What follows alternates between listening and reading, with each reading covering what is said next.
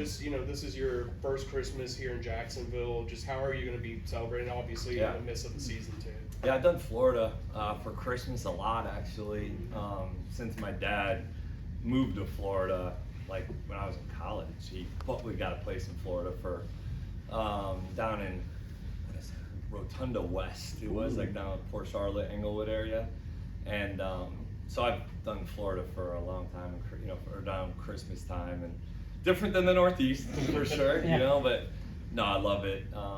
We'll tonight be able to have a little family time at some point here. I'm not sure exactly what time I'll be making it home tonight, but hopefully for dinner or so, maybe later dinner.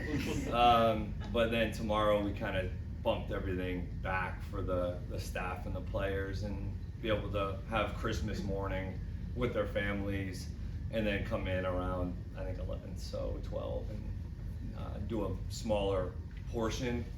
It was just easier for us than coming back from Denver and pushing everything back a day and not doing anything tomorrow. That would have been very challenging on staff and players, so that's what we're doing. We'll stay on the Christmas theme. For a guy looking for motivation and edge, is the Pro Bowl a gift wrap present this week? Yeah, I would imagine. Did you boo that? No, I was like, where are you going with Yeah. Look, we can't control those decisions, unfortunately, and we have a lot of players that are very prideful and have done some really cool things, right? And to be 11-4 and have one, that's just speaks volumes. There wasn't, according to Camp and Grant, there wasn't big celebration Monday night when you guys clinched. Just kind of business as usual. Why? I mean, it's more. We haven't talked about goal. Like those kind of goals, and it's more so just trying to compete like champions every week, every day, and go throughout the process and see what happens. So, the guys are. I'm sure people are excited to know that there is more football ahead of us, but we're really trying to just stick within this day and be where we're at, be where our feet are, and go compete against a good Colts team this week. A couple games on Phillip Rivers now. What stands out when you watch him? Yeah, a guy that's, first of all, a ton of respect for what he's doing. The player that he's been throughout his entire career. I've watched him at NC State. I mean, I've watched him, obviously, the Chargers, and over the years of how much command he has at the line of scrimmage, the competitor. I've always really respected and appreciated his game. So he's able to command. He knows the system. They obviously have a very strong connection with him and Shane and that staff. And so you can see that there's a guy that's running their offense. He's able to make checks and get to things that he knows are beaters against certain looks and coverages. And those guys are making plays for him out on the perimeter. So nothing's really changed in terms of our preparation of how we were going into this game the first time against Daniel and what that looked like. So very good offense still, as you guys saw the other night. How good is Pierce? He's a stud. I had a lot of tape on him coming out. I was in LA as an assistant quarterbacks coach. I can't remember what I was at the time, but I remember watching him a ton coming out of Cincinnati. And he can fly. He's making one-on-one plays all over the field, whether it's in the deep shots, third downs, red zone. There's definitely a trust factor there, and he's got a lot of confidence right now. Liam, there's so much conversation about Trevor's growth and the offense's growth, but how about yours? How much do you think you've grown since September as maybe a play caller combined with all your head coaching duties, and how you've handled it? Good question. You don't get a lot of often time to self-reflect on that. I think that it's fun. It's been a fun year in terms of getting to grow within a team and grow within doing something new for the first time, right? With some guys that you're excited about doing it with on a daily basis. And James and Tony, they've been unbelievable. And being able to learn more about your players on a day-to-day basis and what they become really good at, where they become, all right, these are the weaknesses that we either need to improve, or hey, maybe not right now, and let's work around that, and calling the game, to their strengths, hopefully as much as possible, and you kind of figure out what you're good at by a certain time, and you try to focus more on those things and do them a little differently, and that becomes the fun challenge of preparation, of competing, of plays off of plays, and those kind of thought processes. So for so long there, you're trying to figure out what you're good at, and okay, you're trying things out, and you're doing things that you think you know what it takes to go compete and put them in a position to succeed. But now it's really fun because they're showing who they are, their personalities come out more, and you can just go play. Is the feel of the game for you the same as maybe last year with the Bucks? I mean, just feeling that play sheet and the cadence of the game, is that similar? Yeah, I would say, look, when you're able to score and guys are making plays, it definitely makes your job easier in ways, but also puts more pressure on you throughout the week to make sure that you're putting them in continuously positions to be successful. But it's fun being able to call a play, and those guys go, and you throw a 5-yard out and he takes it 50 or whatever it is, 60, so it's like that makes it really fun. And you want to try to do more for them as a coach. Like, you want to work harder throughout the week to try to find those edges to be able to put them in a position to succeed. The mantra is obviously you're focused on you, but how much do you go back to that meeting a couple weeks ago, and what was the biggest takeaway of areas you guys needed to grow or change things up against? At the bye, you're saying? No, sorry, against the Colts. Like, what was it, 3 weeks ago? Yeah. Yeah, 3 weeks ago. So how much do you go? Like, how much do you look at where this team is now versus do you go back and watch that tape and say, we didn't do this well? Yeah, definitely. Yeah, we're because they only had two. You got 2 games in between, and you're usually working off at least a 4-game initial break, and you're watching everything from the season. But in your break, you're talking 4 to 6 game break, and so we're right in the break. And so when you're showing players your cut-ups and you're showing them, okay, these are the third down coverages, red zone, but we're in those cut-ups, so they're constantly seeing that game. And what was the biggest takeaway from that game? I think that obviously we executed. Oh, you're talking about specifically on offense? Or offense or defense? Offensively, I think early on it was just starting faster.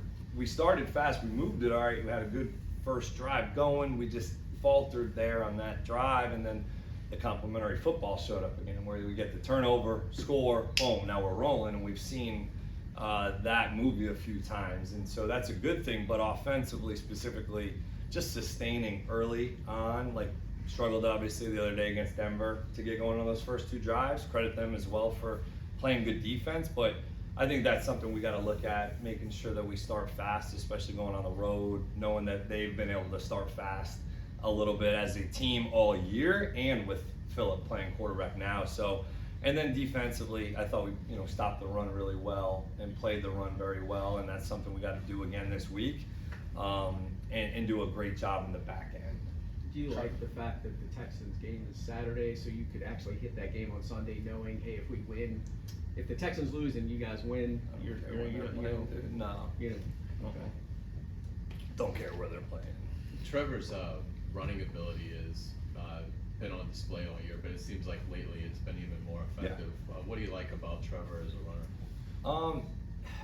He's keeping his eyes down the field, I think, at a higher rate as well. In terms of when you're able to get out and extend, that makes you so much more dangerous as a quarterback, right? Where you're in the pocket, and all of us want the play to be executed within the timing and rhythm, right? That's for the quarterback to stay upright, that's for the plays to be able to be on time, to catch and run and all those things. But so much I think about playing this position is feel, is living in the gray. And that's such a thing, I think, for quarterbacks when they're playing with that free mind and just going out and competing. That's football. Like, that's what you got, you see high school all the time, you see it in Pop Warner, you see it in college. It's part of the game. Scramble, making plays, extending, guys all right, I saw him break off. I'm breaking off my route, and I'm just going to go find space. Like, that's backyard. That's playing football. That's winning football. And so I think that's harder to defend than when, okay, the quarterback's always in time and in rhythm. You know the ball's coming out in this time period, and you're able to make them defend more and longer. TJ is 1 yard away from crossing that 1,000-yard threshold. I know you've talked about him a ton this year, but just how special of a player has he been, not just running the ball, but catching the ball, doing pretty much everything you need out of him? Yeah, TJ's he's very prideful about what he can do. He is, and he's always kind of throwing little comments at me about throwing him the ball more, and you know, he just and we've listened in some ways, right? It's you know, he's able to make plays in space, win those one-on-one matchups, and you know, I'm excited for TJ this week, especially and during these next few games here, is for us to get our run game going again and get it to where it really needs to be. It's an all-11 approach, right? And it also involves his patience, his footwork, his landmarks, his reads, and man, when he's on, you know, that's when we can be really dangerous. So I've really appreciated TJ's work ethic this year, the way that he's approached every week, the way that he competes on Sundays, and so we're going to continue to need that. I was going to ask, just, you know, what have teams been doing to sort of stop your run game? Yeah, I mean, it's a little bit of a combination, I think, of, okay, you're a running team, if you will, early on in the season, right? And the pass game was the thing that needed to catch up, right? In a lot of ways. And then you take time and detail and work on some of those things, and then you look at, okay, what is our quarterback doing well, and wanting to continue to foster that.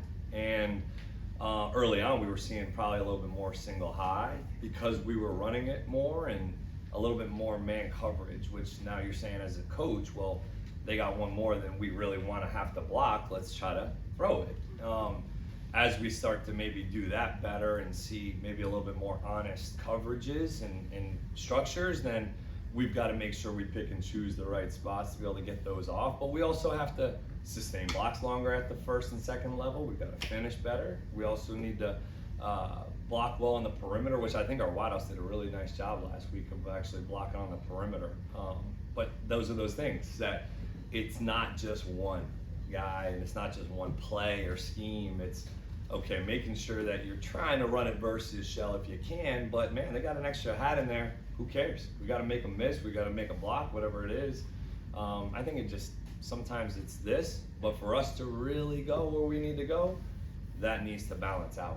DeForest Buckner's back, wasn't there in the last matchup. Just how big of a focus is he, and what Yeah. does he really do in terms of impact? Yeah, I watched him, I mean, ton when I was out in LA against him and Eric in there, and man, those were brutal times for us and trying to game plan for those guys. So a lot of respect for him as a player, and it's just that length that you really have to understand as a guard, as a center, wherever you're at inside against him. We get a great dose of it in some ways with Eric and understanding that, but every player's their own, they're different in their own ways, but got to be prepared for his length, especially with, you know, tipped balls and quick game, drop back, getting his hands down. And then, man, he had some good get-offs the other night in the run game and getting the line of scrimmage going back that way. So definitely in our thoughts and preparation. Liam, I think the 3rd and 7 to Parker, I don't know if you remember, I think he said that they ran 2 different plays. I think Jacoby and Parker. Oh, yeah, the 0? Yeah. Yep. Where he hit Parker on our sideline? Yeah. Yep. Does that happen more often, and when you can make something out of a play where stuff gets a little messed up? Not that much. I mean, it does. It's happened maybe a little bit more, I'd say, over the, I guess you could call it since the bye. I don't know, you know, I mean, some ways, but that was a situation where it was a 0 deal, it was a pressure check, and, you know, Jacoby got it, Parker didn't. And, but I think he started to realize as he was running his initial route what it was, and so he just got to the spot that he was supposed to end up getting to.